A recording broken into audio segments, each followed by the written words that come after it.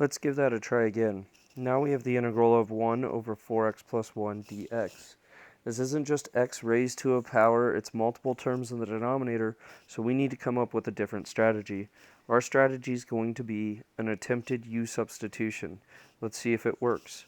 So let's let u equal the denominator, which is 4x plus 1. Again, we're going to take the derivative of both sides with respect to x. And the derivative of 4x plus 1 is 4. We solve for dx. So we're going to multiply both sides by dx. We're going to divide both sides by 4.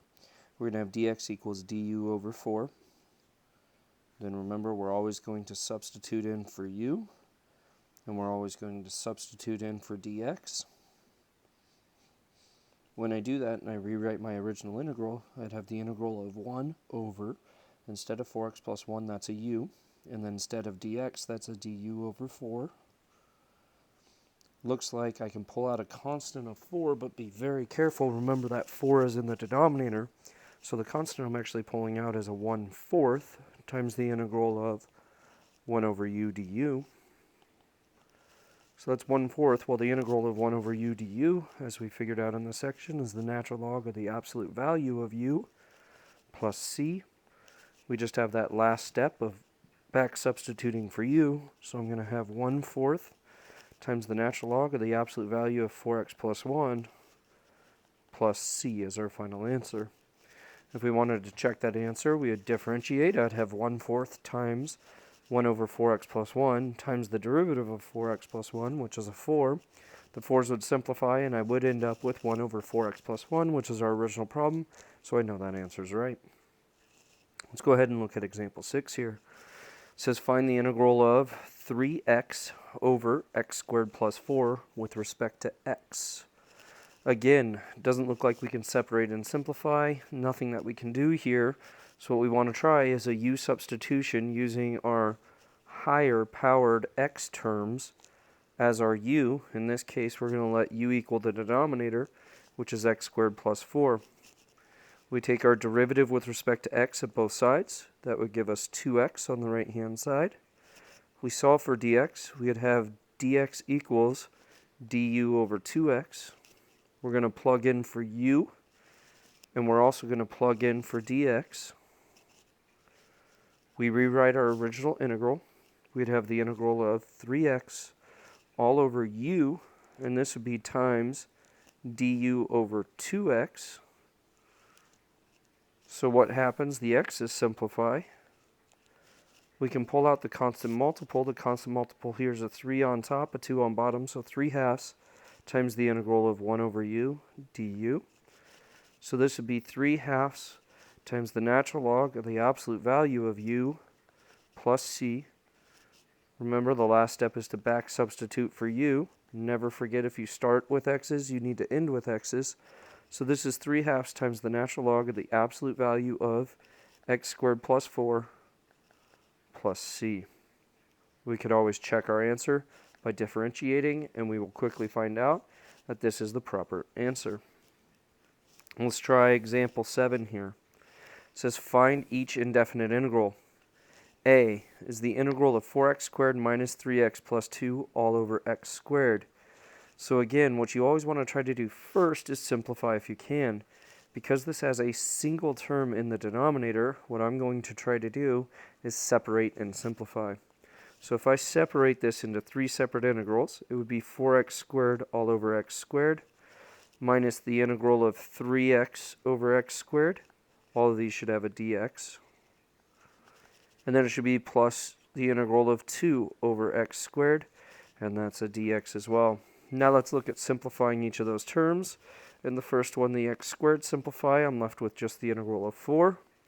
In the second one, the x is simplified, I'm left with 3 over x. And in the third one, it doesn't look like I can really do too much. So let me look at this again as a simplified version, just cleaning it up really. It's going to be the integral of 4 dx. And I'm going to have minus 3 times the integral of 1 over x dx, pulling out the 3 as a constant multiple. Then I'm going to have 2 times the integral of, and I'm going to go ahead and write it as x to the negative 2 dx, because that's going to help me simplify it.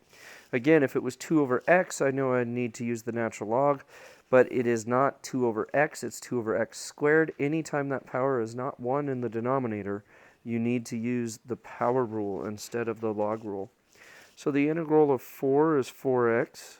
The integral of 1 over x is the natural log of the absolute value of x. So this is going to be 3 times the natural log of the absolute value of x. Then I'm going to have plus 2 times, well, the integral of x to the negative 2. We use the power rule. We have to add 1 to the power and then divide by that exact same number. Then we always remember our plus c. So cleaning this up, it looks to me like we have a 4x minus 3 times the natural log of the absolute value of x.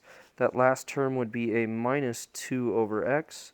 And then we have our trusty plus c. The only difficult about this problem right here is it's a little more difficult to check your answer.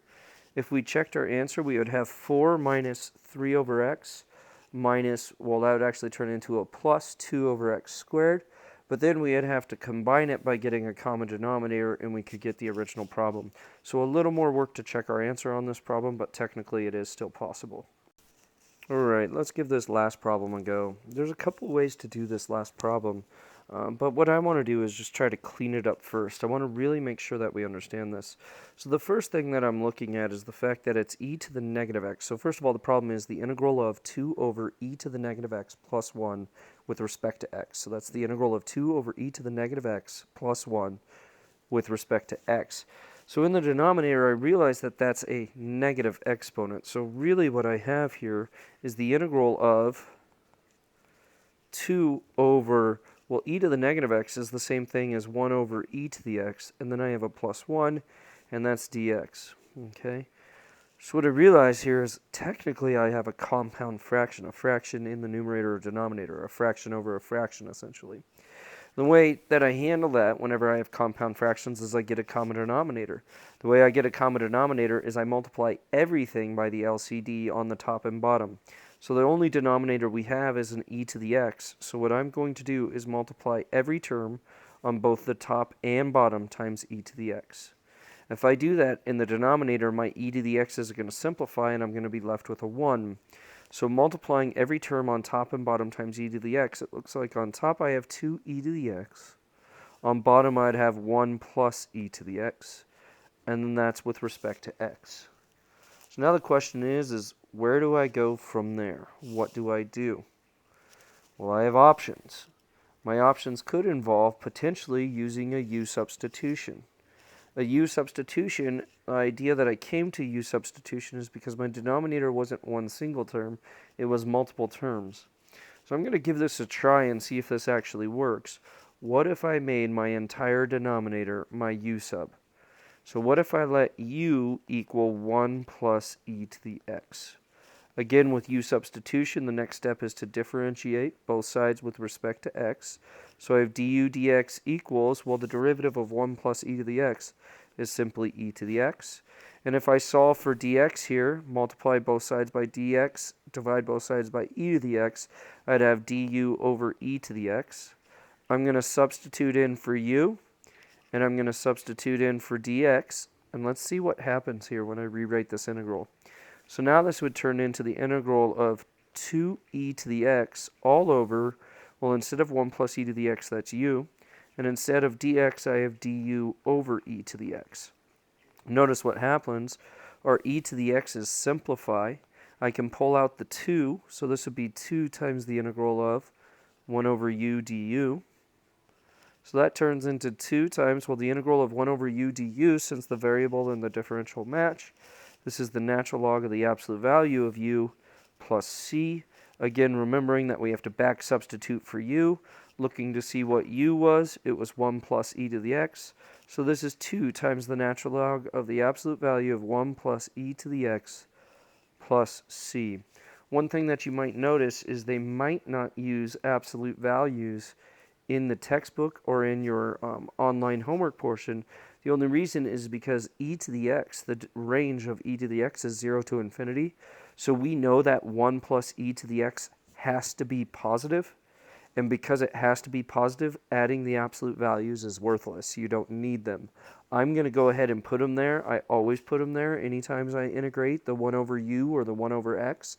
I always put those absolute values there, but technically you do not need them in this problem. So that's the final answer to part B.